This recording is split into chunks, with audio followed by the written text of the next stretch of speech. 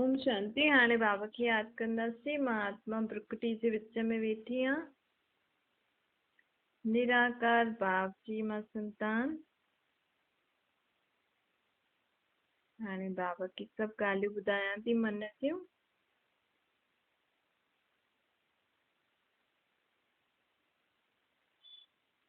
हाणे मां आत्मा बाबा जा महावाक्य थी ॿुधां। ओम शांति। अॼु मिठा मिठा श्री बाबा ब्रह्मा जे तन द्वारा चवनि था, मीठे मीठे बच्चे, बाबा हाणे आत्माउनि खे मुक्ति जीवन मुक्ति जो वरतो ॾियण आयो आहे। हिन समय जी मनुष्य आत्माउनि खे परमात्मा हिकु बार ही अची करे मुक्ति जीवन मुक्ति जो वरसो ॾींदो आहे। बाबा चईंदा आहिनि दुनिया में ढेर मनुष्य आहिनि, लेकिन सभी मनुष्य आत्माउनि जो बाप हिकु ही आहे। देहधारियुनि जो माँ बाप अलॻि आहे, लेकिन आत्माउनि जो बाप हिकु आहे न। तॾहिं त चईंदा आहिनि असां सभु हिंदू मुस्लिम भाउ आहे। शरीर जे नाते भाउ न आहियूं, आत्मा जे नाते असां भाउ आहियूं। बाप चए थो मां हिन समय हिन सॼी दुनिया खे पावन ठाहिणा आहियूं। बाबा चए थो ॾिसो मां निराकार पतित पावन, तव्हां आत्माउनि खे पावन करण आयो। पूरे कल्प में हिकु बार 5000 साल में हिकु बार अची करे मां तव्हांखे पावन ठाहींदो। हाणे तव्हांखे मूंखे यादि करिणो आहे निराकार रूप में। मां हिन समय ब्रह्मा जे तन में आयो आहे। तव्हांखे हाणे ईश्वरीय नशो हुजणो खपे कि असांखे केरु मिलियो आहे। असांखे सतो प्रधान ठाहिणो, असांखे सतो प्रधान ठाहिण वारो बाप हिन समय मिलियो आहे। पोइ बाक़ी कंहिंजी परवाह, जंहिंखे असां यादि पिया करूं, जंहिंखे असां सॾु पिया करूं, उहो मिलियो त जीवन में ॿियो छा खपे। लेकिन इहा स्थिति कॾहिं ईंदी जॾहिं असां हुनखे पहचानंदासीं। हाणे तव्हांजो जीवन हीरे तुल्य थियो अथव। छो जो पहिरियों त भॻवान खे न ॼाणंदा हुआसीं न। हाणे त एटलीस्ट केरु निराकार परमात्मा केरु आहे, भॻवान केरु आहे, ईश्वर अल्लाह केरु आहे, इहो त ॼाणंदा आहियूं न। त इहो जीवन असांजो हीरे तुल्य आहे जॾहिं स्वयं परमात्मा जी असां आत्माउनि खे पहचानंदासीं आहे। हाणे बाबा चए थो इन जेको तव्हांखे हाणे इहो जीवन मिलियो अथव, इन में तव्हांखे सदा बेफ़िक्र रहणो। छो जी हाणे फ़िक्र, असांजी फ़िक्र करण वारो उहो परमात्मा हिन सृष्टि ते अची वियो आहे। त हाणे असांखे पंहिंजी सभु फ़िक्रियूं उनखे ॾियणियूं आहिनि। भक्ति मार्ग में चईंदा त आहियूं तुंहिंजो तुखे अर्पण। लेकिन शरीर की बीमारी थी थिए, घर में कंहिंखे दुख थो थिए, त मुंहिंजे ॿार, मुंहिंजो घर, मुंहिंजो शरीर, ईअं छो था चओ। ईअं चओ न भॻवान तुंहिंजे हिन शरीर खे हीअ बीमारी थी, तुंहिंजो अर्पण कयो न, हुनखे ॾिनो आहे न। भॻवान तुंहिंजे ॿार बीमार थी, भॻवान तुंहिंजे घर में ये ॻाल्हि थी वई थी, ईअं कॾहिं ॿुधायो आहे असां भॻवान खे? त सिर्फ़ु मुख सां न चओ तुंहिंजो तुखे अर्पण, तूं ई ॼाणे न। तुखे चई करे, तुंहिंजो चई करे ख़ुदि बेफ़िक्र थियो। जीअं हिकदमि नंढो ॿार हूंदो आहे न, पंहिंजी सभु ॻाल्हियूं माउ बाप खे ॿुधाए करे उहो ख़ुदि बेफ़िक्र रहंदो आहे। ईअं ई असांखे उहो भॻवानु असांजो पीउ आहे, उनखे उन रीति यादि करे, उन संबंध सां यादि करे उनखे सभु ॻाल्हियूं ॿुधाए तव्हां सदा बेफ़िक्र रहो। तॾहिं ई असांजी परमात्मा मदद करे सघंदा आहिनि। असां त चऊं था न असां एॾो यादि था करूं, लेकिन मथां वारो असांजी ॿुधे नथो, मदद नथो करे। उहो मदद करणु चाहींदो आहे, लेकिन तव्हां हुनखे कुझु ॾींदा ई न आहियो, हुनखे कुझु ॿुधाईंदा ई न आहियो। उहो जीअं चए थो कि तव्हां चओ था भई तुंहिंजो तुखे अर्पण, तव्हां हुनखे कुझु ॾियो ई नथा कमु करण लाइ। सॼो बोझ, सॼो पंहिंजो जीवन ख़ुदि जे मथां ई खणी वेठा आहियो सभु ज़िम्मेवारी। कंहिंखे ॾींदासीं ई न ज़िम्मेवारी त उहो कीअं कंदो भई असांजो कमु। हाणे बाबा असांखे चए थो कि इन पहिरियों मूंखे ॾियो सॼी ज़िम्मेवारी, तव्हां बेफ़िक्र थियो, तॾहिं मां तव्हांजो कमु कंदमि, तॾहिं मां तव्हांजो दुख दूरि कंदमि। हाणे बाप आयो आहे ॿारनि जी सभु फ़िक्रातियूं पंहिंजे मथां खणी। चए थो तव्हां सदा ख़ुशि रहो, मां तव्हांजी फिक्रियूं आपे ही तव्हांजे जीवन मां ख़तम करे छॾंदमि। तव्हांखे हिकदमि बेफ़िक्र बादशाह ठहिणो आहे। असां हुन परमात्मा जा ॿार आहियूं त बेफ़िक्र बादशाह ठहिणो खपे न। बाप चईंदो आहे मां त पतितनि खे पावन ठाहिण लाइ हिकु बार ई हिन धरती ते ईंदुमि। शूद्रनि खे पहिरियों ब्राह्मण ठाहींदो, ब्राह्मण खां पोइ देवता। ब्राह्मण ई देवता ठाहींदा आहिनि, ॿियो केर बि देवता न ठाहींदा। कहिड़ा ब्राह्मण? उहे कुख वंशावली ब्राह्मण देवता न ठाहींदा आहिनि।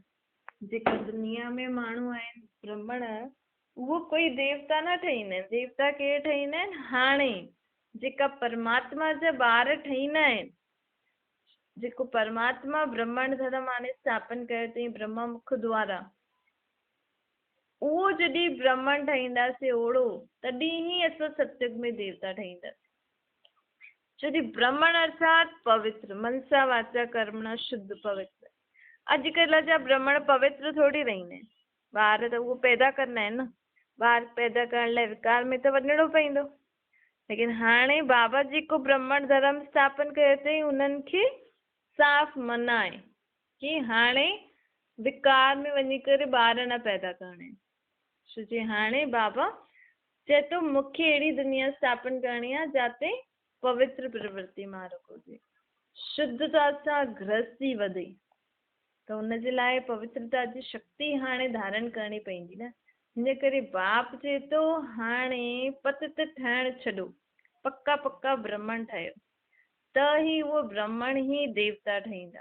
जेको पवित्र न रहंदा उहो पोइ सतयुग में न ईंदा, पोइ त्रेता में ईंदा। पतित श्रेष्ठ, पतित के श्रेष्ठ थोड़ी चई सघंदा। श्रेष्ठ मतलब ऊंचो, ऊंचे ते ऊंचो आहे उहो निराकार परमात्मा। उहो ई असांखे अची करे श्रेष्ठ ऊंची मत थो ॾे। ऊंचो सोचणु, ऊंचो सोचणु अर्थात सभिनि जे लाइ सुठो सोचणु, ऊंचो ॻाल्हाइणु, ऊंचो करणु अर्थात सभिनि जे लाइ सुख शांति वारी सोच, बोल, कर्म, संबंध, संपर्क। असांजे सपने में बि कंहिंजे लाइ बुरो वीचार न अचे। अपवित्रता असांखे सपने में बि टच न करे सघे। एतिरी ऊंची ऊंची मत असांखे वो ऊंच ते ऊंच बाप हाणे ॾे। चए थो श्री श्री मां हिकु निराकार परमात्मा ई आहे। तव्हांखे ऊंचे ते ऊंचे मत ॾेई करे ऊंचो ठाहींदो। छो जे सभिनि खां ऊंचो त ऊंचो मां आहियां, मूंखां त मथे कोई ठही न सघंदो आहे। तव्हां मूंखां पोइ तव्हां ठही सघंदा आहियो। पहिरियों पहिरियों शिव बाबा, पोइ ब्रह्मा विष्णु शंकर, पोइ लक्ष्मी नारायण, ईअं आहे नंबर 1। त बाबा चए थो हाणे माण्हू त हिक ॿिए जे मथां कोई बि टाइटल लॻाए सघंदा आहिनि, लेकिन नाम जे अॻियां श्रीमती, श्री, ये कोई ईअं ई न लॻाए सघंदे। त माण्हू हाणे लॻाइनि था, परंतु बाबा असांखे सभु अर्थ ॿुधाए थो। श्री श्री हिकु शिव बाबा आहे, ऐं श्री टाइटल सिर्फ़ु पवित्र देवी देवताउनि जे मथां ई लॻी सघंदो आहे, ॿियो कंहिंजे मथां बि श्री टाइटल न लॻी सघंदो आहे। अॼुकल्ह त माण्हुनि खे जेको अचे थो उहो कंदो थो रहे। बाबा चए थो हाणे मां तव्हांखे पुजारी खां पूज्य ठाहिण आयो। अञा ताईं त असांजे पुजारी 5 संस्कार हुया न, मथो टेकणु, हथ जोड़णु, कुझु मांगणु त इहे सभु पुजारीपन आहे न। त बाबा चए थो मां तव्हांजो भॻवानु थोरी आहियां, मां त तव्हांजो पीउ आहियां। पीउ जे अॻियां घड़ी घड़ी मथो थोरी टेकबो आहे, घड़ी घड़ी हथ थोरी जोड़बा आहिनि। पीउ जे अॻियां मथो थोरी ढके करे वेहबो आहे, हिन जा पाऊं घड़ी घड़ी थोरी छुईंदासीं। पीउ सां त हक़ सां सभु कुझु चईंदा, ॻाल्हाईंदा आहियूं, मिलंदा आहियूं, खेॾंदा आहियूं, खाईंदा पीअंदा, मस्ती कंदा आहियूं न माउ पीउ सां। त इहे ई बाबा असांखे हाणे पुजारी खां पूज्य थो ठाहे। अर्थात चए थो हाणे त मूंखे घड़ी घड़ी हथ न जोड़ो, घड़ी घड़ी मुंहिंजा पेर आदि कंहिंजा बि तव्हां पेर छू था, माण्हू पेर धोई करे बि पीअंदा आहिनि। बाबा चवंदो मुंहिंजा त पेर ई न आहिनि, भॻवान जा पेर ई न आहिनि, तव्हां त मनुष्य आत्माउनि जा पेर धोई करे था पियो। त बाबा चए थो ॾिसो उन्हनि जो शरीर त विकार सां पैदा थियल आहे न, तव्हां हुन विकार, भले हुनजी आत्मा शुद्ध आहे, लेकिन शरीर तो विकार सां पैदा थियल आहे न। तव्हां उन्हनि जा पेर धोई करे पीओ था, हुन सां तव्हांखे प्राप्ति छा थी थिए? तव्हां भॻवान सां त मिलो नथा। त हाणे बाबा असांखे पुजारीपन खां छुड़ाइणा आहियो कि घड़ी घड़ी मथो टेके टेके टेके तव्हांजी टिपड़ी घिसी वई अथव। तव्हां अहिड़ो छा बुरो कमु कयो अथव जो तव्हां हुननि जे अॻियां मथो घड़ी घड़ी टेको था? कुझु पाप कयो अथव छा जो हुननि जे अॻियां मथो था टेको? तव्हांजो माउ पीउ सर्वशक्तिवान तव्हांखे सभु शक्तियूं गुण ज्ञान ॾियण आयो आहे, त बि तव्हां देहदारियुनि जे अॻियां मथो टेको, घड़ी घड़ी हुननि जा पेर छो ऐं उहो सभु करो, इहे छो था करो? हाणे बाबा असांखे इहे सभु ॻाल्हियूं छो थो चए? छो जे बाबा चए थो मां तव्हांजो पीउ निराकार, तव्हां आत्माउनि जो पीउ आहियां। हाणे देह सां न्यारी थी करे स्वयं खे आत्मा सम्झी करे मूंखे निराकार रूप में यादि करो, त तव्हांखे प्राप्ति थींदी। ऐं जेको तव्हां पतित थिया आहियो न, विकारी थिया आहियो, माण्हू गुरु संत सन्यासियुनि जे अॻियां मथो थो टेके, सोचंदा आहिनि उहो निर्विकारी आहिनि, पवित्र आहिनि, असां विकारी पापी गृहस्थी आहियूं, ख़ुदि खे एॾो घटि सम्झंदा आहिनि, नीच पापी आहियूं, ईअं आहियूं। पर बाबा चए थो देवी देवताएं बि त गृहस्थी हुया। सन्यासी गुरु संत आदि आहे न, देवी देवताउनि जे अॻियां मथो टेकदा आहिनि, उहो हुननि जे अॻियां मथो था टेकनि ऐं तव्हां हुननि जे अॻियां मथां मथो टेको। छो जी देवी देवताउनि जी गृहस्थी हुई ऐं उहो गृहस्थ में रहंदे उहे पवित्रता खे पालन कंदा हुया, जेका सन्यासी गुरु वग़ैरह न करे सघंदा आहिनि। उहो ख़ुदि पवित्र रहण लाइ गृहस्थी छॾे छॾंदा आहिनि, लेकिन गृहस्थी में रहंदे उहे ॿार बि पैदा करूं त बि शुद्ध पवित्र रहूं, उहो शक्ति आहे देवी ऐं देवताउनि में। ऐं तव्हां हुन धर्म जी आत्मा आहियो। तव्हांखे हाणे परमात्मा खां डायरेक्ट शक्ति थी प्राप्त थिए, घर वेठे। तव्हां घर वेठे परमात्मा खां शक्ति प्राप्ति था करो, त तव्हां हुननि खां वॾा आहियो या उहो तव्हां खां वॾा आहिनि? हुननि त हिकु जन्म पंहिंजे आत्मा खे पवित्र ठाहियो अथई न, शरीर त हुननि जो विकार जो ई पैदा थियल आहे न। बाबा असांखे हाणे सभु इन्हनि सभिनि पुजारीपन सां छो थो छुड़ाए? छो जे कॾहिं न कॾहिं हुननि जी आत्मा बि कुझु न कुझु ग़लति कंदी हूंदी, ऐं मां हुन ई गुरूअ खे सम्झी करे, भॻवानु सम्झी करे यादि थी करां, ऐं उहो गुरू कॾहिं न कॾहिं कंहिंजे लाइ अगरि बुरो सोचे थो, बुरो करे थो, त उहो मुंहिंजी आत्मा ते बि पईंदो, हुनजा वाइब्रेशन मुंहिंजी आत्मा ते बि ईंदा। ॾिसां मां बि घड़ी घड़ी क्रोधित ईअं वग़ैरह जीवन में अशांत थींदी वेंदमि।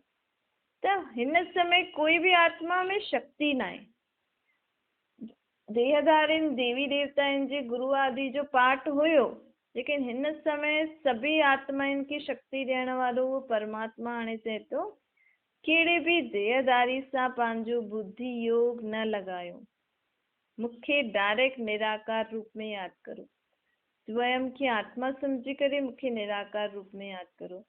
छो जी अगरि असांजो इहो अभ्यास पइजी वियो बाबा खे यादि करण जो, त असां किथे बि हूंदासीं न, कोई बि तकलीफ़ अची वई, उन समय त असांजा गुरू असांजे कम में न ईंदा न, तव्हांजा गुरू। उन समय कोई टिकाणो मंदिर आदि जो बि सत्संग कीर्तन आदि थिया आहिनि, इहे सभु बंदि थी वञनि, मंदिर गुरुद्वारा ई बंदि थी वञनि, जीअं हाणे कोरोना में थियो। अॻियां बि अगरि कुझु ईअं थिए ऐं असांखे ॾाढो दुख थिए त असांजी केरु मदद कंदो? लेकिन अगरि मुंहिंजो बुद्धि योग, मूंखे इहा आदत पइजी वेंदी घड़ी घड़ी स्वयं खे आत्मा सम्झी करे परमात्मा खे यादि करण जी, त मूंखे अहिड़ी सिचुएशन में बि भटकणो न पवंदो, मां दुखी न थींदमि, शांत न थींदमि। मां तुरंत पंहिंजे बाप खे यादि करे, बाप खां शक्तियूं प्राप्त करे, ख़ुदि बि दुख अशांति खां दूर थींदमि ऐं पंहिंजे परिवार वारनि खां बि, उन्हनि खे बि असां मुक्ति ॾेई सघंदा आहियूं दुखनि। त ई बाबा हाणे चए थो हाणे डायरेक्ट पंहिंजे पीउ सां मिलण जो समय आहे। अञा ताईं त असां जीअं त इहे देहधारी जेका वॾा आहिनि, इहे असांजा वॾा भाउ थी विया, लेकिन पीउ सां मिलण जो टाइम हुजे त अञा बि असां भाउ भेणनि सां ई मिलूं त फ़ाइदो छा? पोइ असांजो पीउ त 5000 साल खां पोइ ईंदो न, पोइ त कॾहिं न मिलंदो असां सां। त हिन समय असांखे समय ऐं असांखे मौक़ो चांस बि मिलियो आहे। ॾिसो पहिरियों त असांखे पतो ई न हुयो, लेकिन हाणे घर वेठे जॾहिं असांखे पतो लॻियो कि मां आत्मा डायरेक्ट पंहिंजी पीउ सां ईअं मिली सकदी आहियां, स्वयं खे आत्मा सम्झी करे हुनखे निराकार रूप में यादि करे, त छो न असां हुनखे यादि करे प्राप्ति करूं। हू कुझु असांखे महिनत त चए नथो। बाबा चए थो हाणे पुरुषार्थ करो, मां तव्हांखे स्वर्ग जो वरसो ॾियण आयो आहियां। स्वर्ग जे लाइ टीचर ठही करे तव्हांखे पढ़ाई बि थो ॾियां, पढ़ायां, ऐं सतगुरु ठही करे तव्हांखे श्रेष्ठ मत बि थो ॾियां। कीअं उथिणो आहे, कीअं वेहणो आहे, कीअं खाइणो आहे, कीअं पीअणो आहे। अॼुकल्ह जो देहदारी केतिरा गुरू आहिनि दुनिया में। हर पति स्त्री जो गुरू आहे, ईअं बि चईंदा आहिनि। त केतिरा गुरू थी विया। ऐं गुरू जो कमु छा हूंदो आहे? मुक्ति, जीवन मुक्ति जो रास्तो ॿुधाइण। गुरू जो कमु हूंदो आहे मनुष्य आत्मा खे राह ॾेखारे। हाणे अॼुकल्ह जा गुरू ख़ुदि ई गृहस्थी में फसियल आहिनि, ख़ुदि ई वॾा वॾा महल ठाहे करे तुंहिंजो मुंहिंजो करे वेठा आहिनि। उहो असांखे कीअं मुक्ति, जीवन मुक्ति जी प्राप्ति कराईंदा? अॼु असांजो गुरू आहे, कल्ह ख़ुदि ई शरीर छॾे हली वियो, ख़ुदि त हली वियो, असांखे त मुक्ति न प्राप्त करायो न, असांखे त अकेलो छॾियो। त बाबा चए थो अहिड़ो गुरू कॾहिं ॾिठो अथव तव्हां, मिलियो अथव जो तव्हांखे चए कि मुंहिंजी श्रीमत ते हलो त मां तव्हांखे स्वर्ग में वठी वञी सघंदो आहियां, स्वर्ग जे लाइ मां तव्हांखे वरसो ॾेई सघंदो आहियां। अहिड़ो गुरू दुनिया में आहे जो चए कि मां तव्हांखे श्रीमत थो ॾियां, कीअं उथो वियो खाओ पीओ, बसि मूंसां गॾु रहो सदा। गुरू त छा कंदा आहिनि? नाम ॾेई छॾींदा आहिनि न, बसि इहे नाम जपंदा रहो। लेकिन इहे परमात्मा सतगुरू त असांखे चए थो न, तव्हांखे मुंहिंजो नाम न जपणो अथव, मूंखे पाण सां गॾु रखिणो अथव। ऐं मां जॾहिं वेंदमि त मां अकेलो न वेंदमि। अगरि असां इहे परमात्मा सतगुरू खे पंहिंजो सतगुरू ठातो त इहे परमात्मा सतगुरू असांखे पाण सां गॾु मुक्ति धाम में वठी वेंदो, असांखे अकेलो न छॾे वेंदो। छोजी बाबा आया ई आहिनि सभी आत्माउनि खे दुखनि सां मुक्त कराए मुक्ति धाम में वठी वञण लाइ। इहो थियो मुक्ति जो वरसो। इहे परमात्मा सतगुरू असांखे जीवन मुक्ति जो वरसो बि थो ॾे, अर्थात सतयुग जो वरसो बि थो ॾे। गारंटी थो करे कि अगरि तव्हां मूंखे सुठी रीति यादि कयो, मुंहिंजी सुठी रीति पढ़ाई पढ़ियो त मां तव्हांखे 21 जन्मनि जे लाइ स्वर्ग जहिड़ा सुख ॾींदमि। अहिड़ो गुरू दुनिया में आहे जो असांखे कीअं गारंटी करे? अहिड़ो टीचर आहे जो चए मुंहिंजी पढ़ाई सुठी रीति पढ़ो त 21 जन्म तव्हांखे कॾहिं पढ़ाई न पढ़णी पवंदी, कमाई बि न करणी पवंदी। जेको हाणे परमात्मा पढ़ाई थो पढ़ाए, इहा पढ़ाई इन सां ई असांजी कमाई बि थी थिए, बैंक में डिपोज़िट बि थो थिए। अहिड़ो बाप आहे कंहिंजो जो चए कि मूंखे पंहिंजो पीउ सम्झी करे हल, मुंहिंजी आज्ञा ते हल त मां तोखे 21 जन्मनि जे लाइ वरसो थो ॾियां। अहिड़ो पीउ आहे दुनिया में? अॼु त पीउ शरीर बि था छॾे छॾनि, बंटवारो बि त नथा करनि, त पोइ पुठियां भाउ भेण सभु लड़ी झगड़ी करे अधु प्रॉपर्टी कोर्ट में, थोरो सो बांटे करे बसि थी वियो। त अहिड़ो परमात्मा पीउ असांखे 21 जन्मनि जो वरसो गारंटी थो करे। अहिड़ो परमात्मा टीचर चए थो सुठी रीति पढ़ाई पढ़ो त तव्हांजे जीवन अॻियां 21 जन्मनि जे लाइ तव्हांखे कोई प्रकार जी पढ़ाई बि न पढ़णी पवंदी ऐं कमाई बि न करणी पवंदी। इहो ई वरसो तव्हांखे 21 जन्मनि जे लाइ मिलंदो। छो जी बाबा जो हिकु हिकु ज्ञान जो शब्द ₹1,00,000 जो आहे। अगरि असां रोज़ बाबा जो सम्झो 10 पॉइंट यादि कया त 10 लखनि जी कमाई, ऐं उहो ॿियनि खे ॿुधायो त ॿियो डबल थी वियो।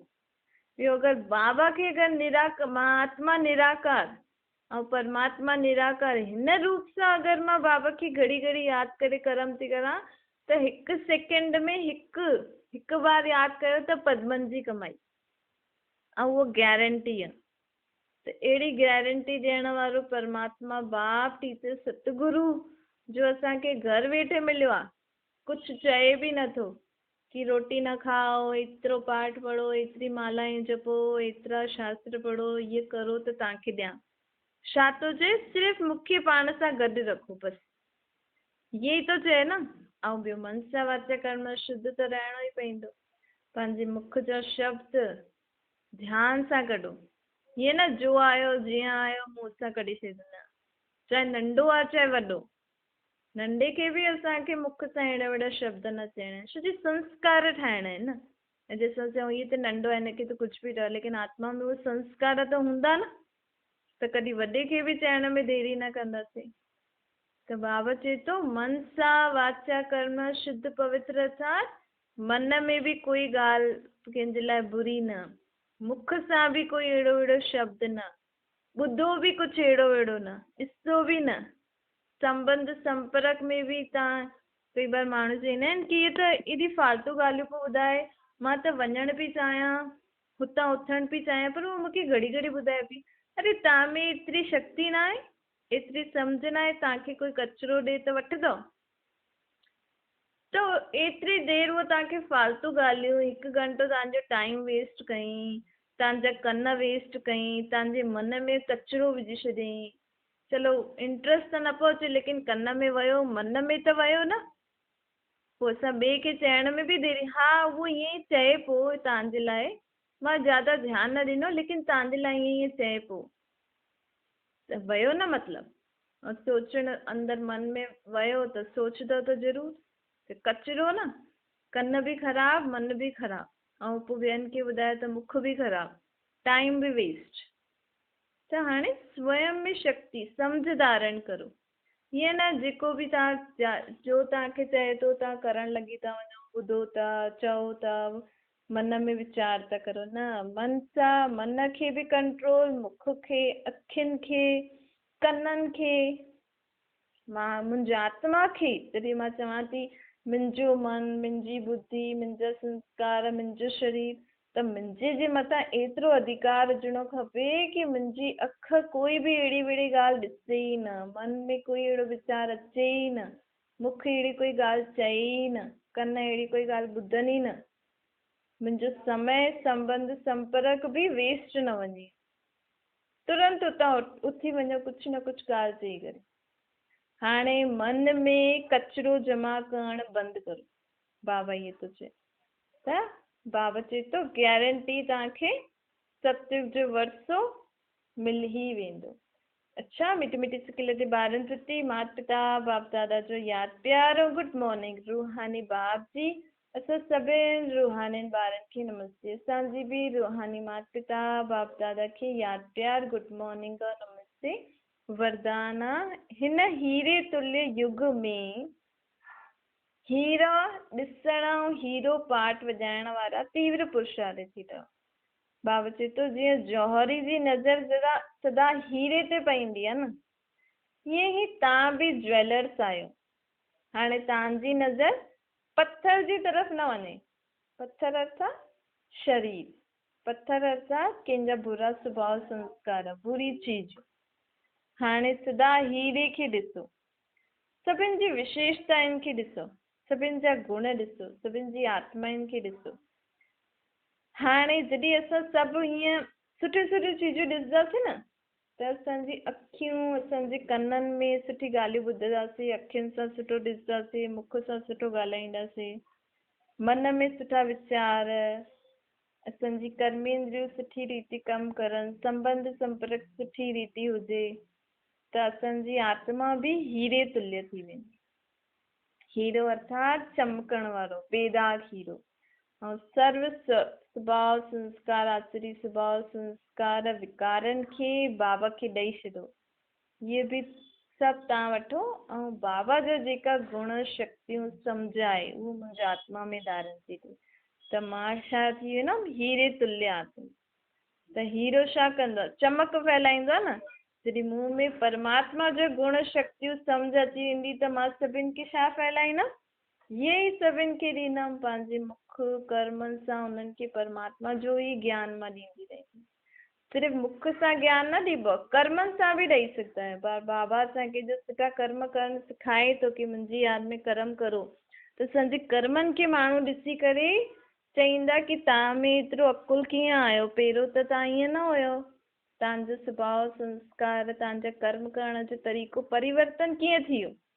असां चईंदासीं न असां परमात्मा खे यादि करे कर्म पिया करूं, त ॾिसो तव्हांजे कर्मनि सां बि तव्हां परमात्मा जी सम्झ ज्ञान ॿियनि खे ॾेई सघंदा आहियो, पंहिंजी सोच सां बि।